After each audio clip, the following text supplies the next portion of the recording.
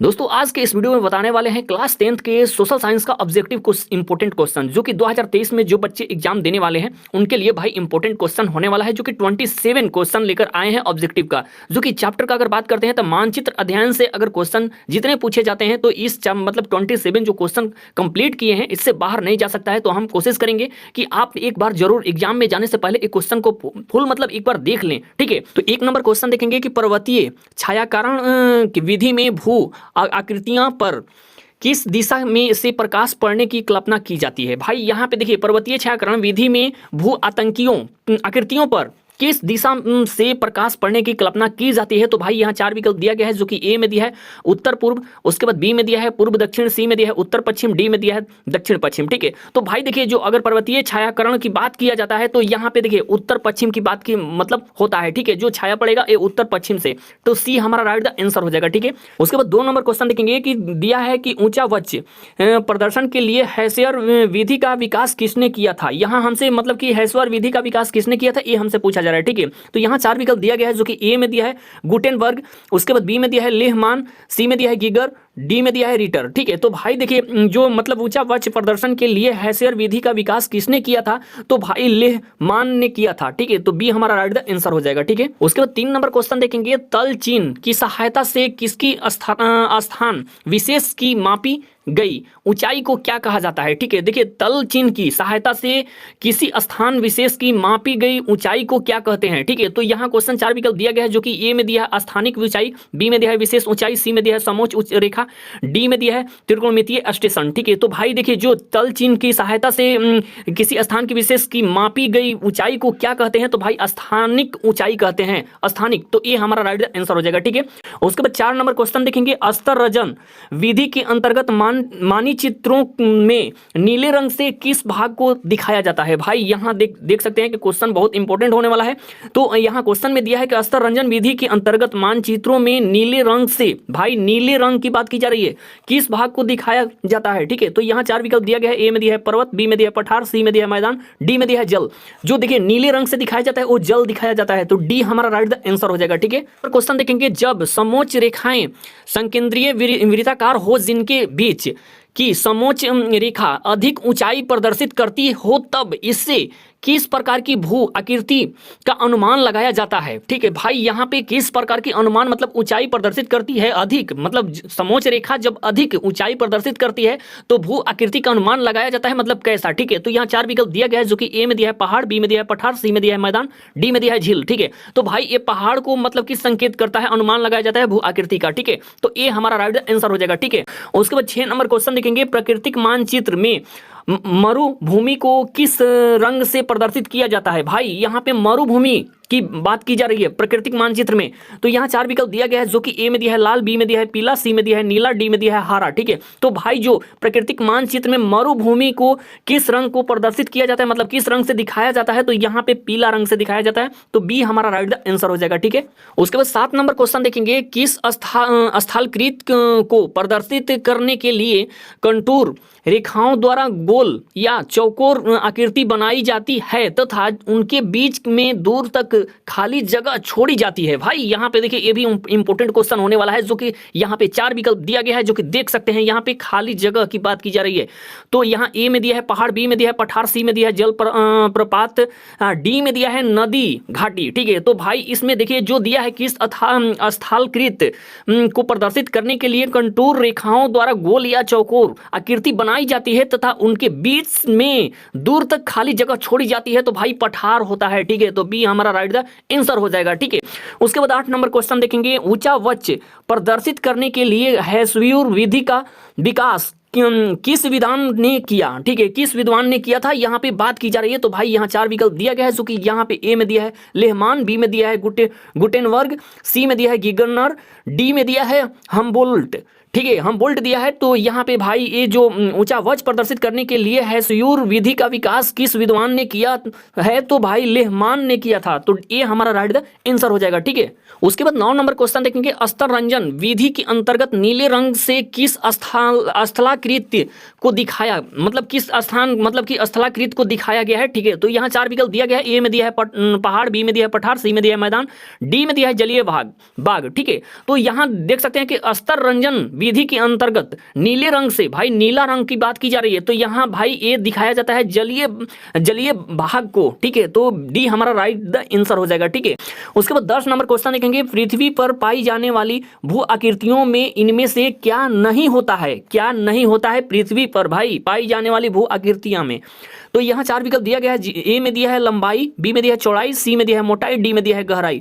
तो भाई इसमें गहराई नहीं होती है। ठीक है, तो ए डी हमारा राइट द आंसर हो जाएगा। ठीक है, उसके बाद 11 नंबर क्वेश्चन देखेंगे, हैसूर विधि में अधिक ढलाऊ भाग कैसा दिखता है? ठीक है भाई, मतलब कि हैसूर विधि में मतलब ढलाऊ जो है वो कैसा दिखता है? ठीक है, तो यहाँ 4 विकल्प दिया गया है। ए में दिया है सफेद, बी में दिया है काला, सी में दिया है नीला, डी में दिया है पीला। ठीक है, तो भाई एक काला दिखता है। ठीक है, तो बी हमारा राइट द आंसर हो जाएगा। ठीक है, उसके बाद 12 नंबर क्वेश्चन देखेंगे, स्तर रंजन विधि के अंतर्गत हल्के कथई रंग से किस स्थलाकृत को दिखाया जाता है? भाई मतलब हल्के कथई रंग से। ठीक है, तो यहाँ 4 विकल्प दिया गया है, जो कि ए में दिया है पर्वत, बी में दिया है पठार, सी में दिया है मैदान, डी में दिया है गुफा। ठीक है, तो भाई जो हल्के कथई रंग से दिखाया जाता है पर्वत को दिखाया जाता है। ठीक है, तो ए हमारा राइट द आंसर हो जाएगा। उसके बाद 13 नंबर क्वेश्चन देखेंगे, स्तर रंजन विधि के द्वारा बर्फीले क्षेत्र को किस रंग से दिखाया जाता है? जो स्तर रंजन विधि से, तो भाई ये बर्फीले क्षेत्र को किस रंग से दिखाया जाता है? तो यहाँ 4 विकल्प दिया गया है। ए में दिया है पीला, बी में दिया है सफेद, सी में दिया है नीला, डी में दिया है हरा। ठीक है, तो भाई ये सफेद से दिखाया जाता है, तो बी हमारा राइट द आंसर हो जाएगा। ठीक है,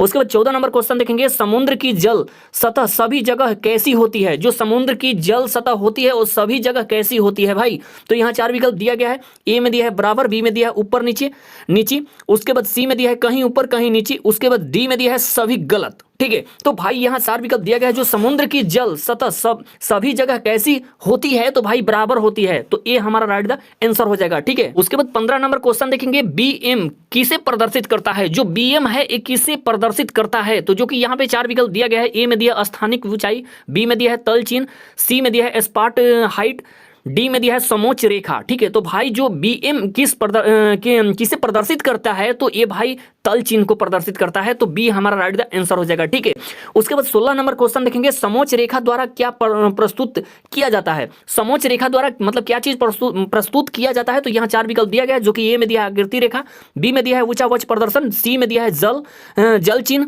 उसके बाद डी में दिया है स्थानिक ऊंचाई। ठीक है, तो भाई देखिए समोच्च रेखा द्वारा क्या प्रस्तुत किया जाता है? तो भाई ऊंचा वक्ष प्रदर्शन मतलब कि प्रस्तुत किया जाता है। ठीक है, तो बी हमारा राइट द आंसर हो जाएगा। ठीक है, उसके बाद 17 नंबर क्वेश्चन देखेंगे, इनमें ऊंचा वक्ष प्रदर्शन की सर्वोत्तम विधि कौन मानी जाती है? भाई ऊंचा वक्ष प्रदर्शन की सर्वोत्तम विधि कौन मानी जाती है? तो यहाँ 4 विकल्प दिया गया है, जो कि ए में दिया है पर्वतीय छाया, बी में दिया है सूर, सी में दिया है कंटूर या समोच्च रेखा, डी में दिया है स्तर रंजन। ठीक है, तो भाई यहाँ इनमें ऊंचा वक्ष प्रदर्शन की सर्वोत्तम विधि कौन होती है? सर्वोत्तम विधि मानी जाती है, जो कि यहाँ पे कंटूर या समोच्च रेखा मानी जाती है, तो सी हमारा राइट द आंसर हो जाएगा। ठीक है, इसके बाद 18 नंबर क्वेश्चन देखेंगे, खड़ी ढाल को दिखाने समोच्च रेखाएं में कहां बनाई जाती है? ठीक है, ये मतलब कहां बनाई जाती है जो खड़ी ढाल होती है?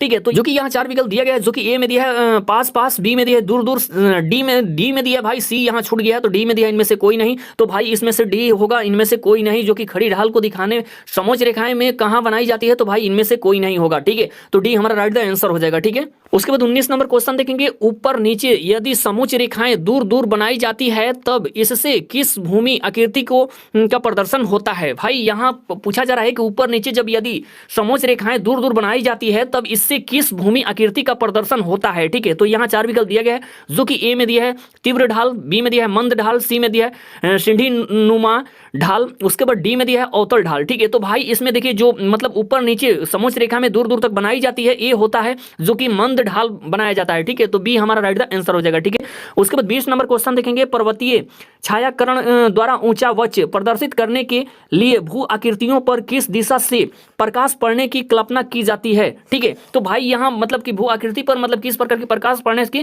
कल्पना की जाती है? तो यहाँ 4 विकल्प दिया गया है, जो कि ए में दिया है उत्तर पश्चिम, बी में दिया है उत्तर पूर्व, सी में दिया है दक्षिण पश्चिम, डी में दिया है दक्षिण पूर्व। ठीक है, तो भाई ये उत्तर पश्चिम पड़ता है। ठीक है, तो मतलब कल्पना किया जा सकता है कि उत्तर पश्चिम। ठीक है, तो ये हमारा राइट आंसर हो जाएगा उत्तर पश्चिम। ठीक है, किस नंबर क्वेश्चन देखेंगे, पर्वतीय देशों के ऊंचा वक्ष को किस विधि द्वारा प्रभावशाली ढंग से दिखाया जाना अच्छा होता है, ठीक है, मतलब प्रभावशाली मतलब ढंग से मतलब दिखाया जाना अच्छा होता है, ठीक है। तो यहाँ 4 विकल्प दिया गया है, जो कि ए में दिया है तल चिन्ह, बी में दिया है स्थानिक ऊंचाई, सी में दिया है पर्वतीय छायाकरण, डी में दिया है हैस्यूर, ठीक है। तो भाई देखिए जो मतलब पर्वतीय देशों के ऊंचा वक्ष को किस विधि द्वारा प्रभावशाली ढंग से दिखाया जाना अच्छा होता है, तो भाई ये पर्वतीय छायाकरण से दिखाया जाता है, तो जो कि अच्छा होता है, तो सी हमारा राइट द आंसर हो जाएगा, ठीक है। उसके बाद 22 नंबर क्वेश्चन देखेंगे, जब भूमि की ढाल को छोटी छोटी और सटी हुई रेखाओं से दिखाया जाता है तब उसे क्या कहा जाता है। जो मतलब कि जो ढाल होती है वो छोटी छोटी और सटी हुई रेखाओं से दिखाया जाता है तब उसे क्या कहा जाता है। तो यहाँ 4 विकल्प दिया गया है, जो कि ए में दिया है अस्तर रंजन, बी में दिया है छाया लेखन, सी में दिया है सूर, डी में दिया है समुच्च रेखाएं, ठीक है। तो भाई देखिए जो जब अगर ढाल होती है और जब छोटी छोटी मतलब सटी हुई रेखाएं दिखाई जाती है तो मतलब क्या उसे कहा जाता है, तो भाई हैस्यूर कहा जाता है, तो सी हमारा राइट द आंसर हो जाएगा, ठीक है। उसके बाद 23 नंबर क्वेश्चन देखेंगे, आकार की समोच्च रेखाएं किस स्थलाकृति के प्रदर्शन के लिए खींची जाती है। भाई स्थलाकृति के प्रदर्शन के लिए खींची जाती है, तो यहाँ 4 विकल्प दिया गया है, ए में दिया पठार, बी में दिया बाहुकूट, सी में दिया ज्वालामुखी, डी में दिया झील, ठीक है। तो भाई ये बाहुकूट के लिए रेखाएं जो स्थलाकृत के लिए प्रदर्शन के लिए खींची जाती है, ये बाहुकूट के लिए, ठीक है। तो बी हमारा राइट आंसर हो जाएगा, ठीक है। उसके बाद 24 नंबर क्वेश्चन देखेंगे, छोटी महीन एवं खड़ित रेखाओं को ढाल की दिशा में खींचकर ऊंचा वक्ष प्रदर्शन की विधि को क्या कहा जाता है, ठीक है। तो यहाँ 4 विकल्प दिया गया है, जो कि यहाँ पे ए में दिया है स्तररंजन, बी में दिया है पर्वतीय छायाकरण, सी में दिया है सूर, उसके बाद डी में दिया है तलचिन्ह, ठीक है। तो भाई यहाँ छोटी महीन एवं खड़ित रेखाओं को ढाल की दिशा में खींचकर ऊंचा वक्ष प्रदर्शन की विधि को क्या कहा जाता है, तो भाई हैस्यूर कहा जाता है, ठीक है। तो सी हमारा राइट द आंसर हो जाएगा, ठीक है। उसके बाद 25 नंबर क्वेश्चन देखेंगे, छोटी मापनी के मानचित्रों में ऊंचा वक्ष प्रदर्शन के लिए किस विधि का सहारा लेना उपयुक्त होता है, ठीक है। भाई मतलब कि जो छोटी मापनी के मानचित्र होता है वो ऊंचा वक्ष प्रदर्शन के लिए किस विधि का सहारा लेना उपयुक्त होता है, ठीक है। तो 4 विकल्प दिया गया है, ए में दिया अस्तर रंजन, बी में दिया है हैस्यूर, सी में दिया है तलचिन्ह, डी में दिया पर्वतीय छायाकरण, ठीक है। तो भाई देखिए जो छोटी मापनी के मानचित्रों में ऊंचा वक्ष प्रदर्शन के लिए किस विधि का सहारा लेना उपयुक्त होता है, तो भाई पर्वतीय छायाकरण की, ठीक है। तो डी हमारा राइट द आंसर हो जाएगा, ठीक है। उसके बाद 26 नंबर क्वेश्चन देखेंगे कि कौन विधि ऊंचा वक्ष प्रदर्शन की विधि नहीं है, ठीक है। तो भाई यहाँ 4 विकल्प दिया गया है, जो कि ए में दिया है सूर, बी में दिया है समोच्च रेखा, सी में दिया अंक विधि, डी में दिया है रंग विधि, ठीक है।